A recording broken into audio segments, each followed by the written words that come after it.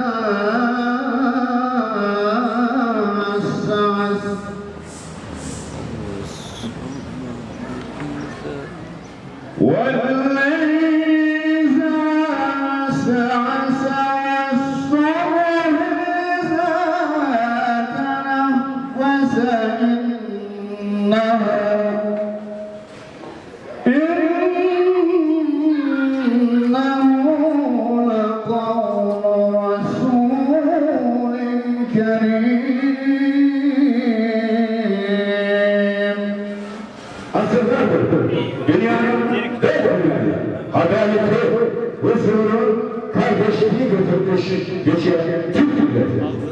Bundan 3 sene önce 15 Temmuz akşamı cennet yatan Türkiye'mize, devletimize hain plan kuranlar, bu cennet vatanı ve aziz milleti bölerek bu ülkeyi ele geçirmeye çalışan hainler nice kahraman kardeşlerimizi şehit ettiler.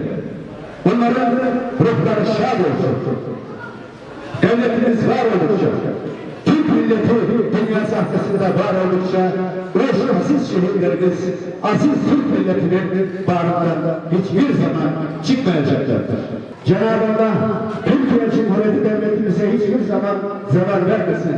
Aziz milletimizi hiçbir zaman hiçbir düşmana öldürmesin. Dünya var oldukça aziz Türk milleti birlik ve kardeşlik içerisinde dünya mazlumlarına ve dünyaya adalet dağıtmaya devam edecektir inşallah. 15 Temmuz şehitlerimizin anısına bir şiir yazan bir kardeşimiz var. Bu şiirini okumak üzere kürsüye davet ediyor. Euzubillahimineşşeytanirracim. Bismillahirrahmanirrahim. وَلَا تَقُولُوا لِمَنْ يُقْتَلُ فِي سَبِيلِ اللّٰهِ اَمْوَاتًا بَلْ أَحْيَاءٌ وَلَكِنْ لَا تَشْعُرُونَ. Allah yolunda öldürülenleri ölü demeyin. Fakat onlar dirdirler. Siz bunu anlayamazsınız. Allah'ın yolunda yürüdü şehit, Rabbimin mübarek cenneti önüne. Şehitler anlıyoruz biz daim sizi. Kutluyor yarasman şehitler bile. Ey şehit, ayaktasın güzel cennette. Deliller gelen çok hadis hem ayette. Resulullah'ın arzusuydu bu. Şehitlik gibi bir nimet yoktu. Eriştin sen bugün bu güzel makama. Bu nimet için yalvarırım Allah'a. Eğer şehit düşersem yoktur hiç arzum. Şehit olmaktır bu benim hakkım.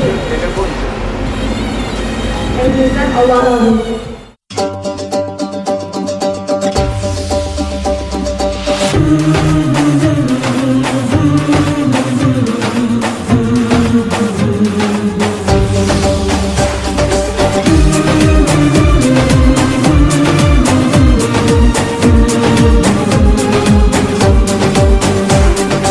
Ezilenlerin gür sesidir o, suskun dünyanın hür sesidir o. Göründüğü gibi olan gücünü milletten alan Recep Tayyip Erdoğan. Göründüğü gibi olan gücünü milletten alan Recep Tayyip Erdoğan.